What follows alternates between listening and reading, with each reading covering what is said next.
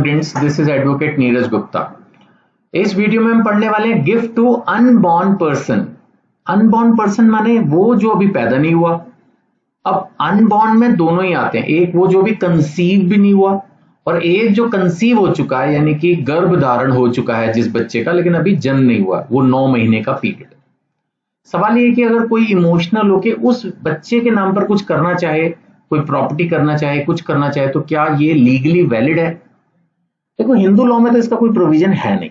The answer is no. Unborn person को आप property नहीं दे सकते हिंदू लॉ के हिसाब से।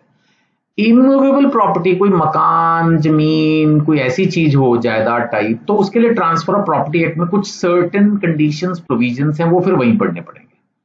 तो अगर with reference to Hindu law अगर हम बात करें तो आपको एग्जाम के अंदर सिर्फ यही बताना है कि भाई गिफ्ट क्या होता है, कैसे दिया लिया दिया जाता है, और इन प्रोविजंस के हिसाब से अनबॉर्न पर्सन जो भी एग्जिस्ट ही नहीं है तो वो एक्सेप्ट ही नहीं कर सकता।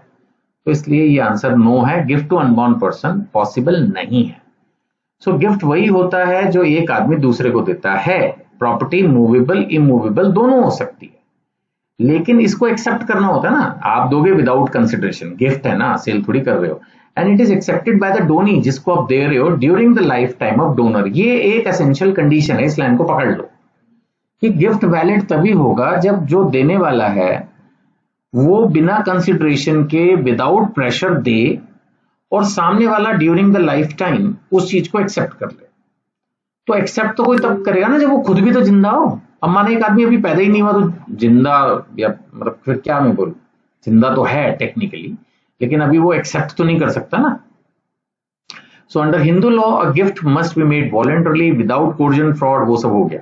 इमूवेबल प्रॉपर्टी के लिए रजिस्ट्रेशन भी कंपलसरी है, यानी प्रॉपर्टी की रजिस्ट्री जो है वो कंपलसरी होती है अगर आप कोई प्रॉपर्टी, इमूवेबल प्रॉपर्टी यानी कि कोई लैंड, बिल्डिंग, ऑफिस, कुछ अगर इस तरह की चीज दे रहे हो तो उसकी रजिस्ट्री कंपलसरी है। अब कुल मिला के सारी बातें ये आई कि क्या क्या गिफ्ट में एसेंशियल्स हैं। तो एसेंशियल तो यही है कि एक कंपिटेंट डोनर हो, अच्छा, एक प्रॉपर्टी है जो एग्जिस्ट कर रही हो। अब ये भी नहीं कि आपको कोई चीज आज से 6 महीने बाद मिलने वाली थी उसको आज आप गिफ्ट कर रहे हो। अरे आपके पास वो चीज होनी तो चाहिए, आप गिफ्ट कर रहे हो। तो ट्रांसफर वॉलेंट्री हो, कोई आपसे जबरदस्ती छीन ना रहा हो गिफ्ट के नाम पे। कोई कंसिडरेशन ना हो, क्योंकि अगर कंसिडरेशन होगी तो सेल हुई ना, फिर गिफ्ट क्या हुआ। और जो आखिरी बात जो मैंने ऊपर हाईलाइट भी की थी, ठीक है ना, वो फिर से हाईलाइट कर रहा हूं। Donee must accept during donor's lifetime. जिसको दिया वो डोनी, जिसने दिया वो डोनर, तो डोनी उसको एक्सेप्ट करे during the donors life time.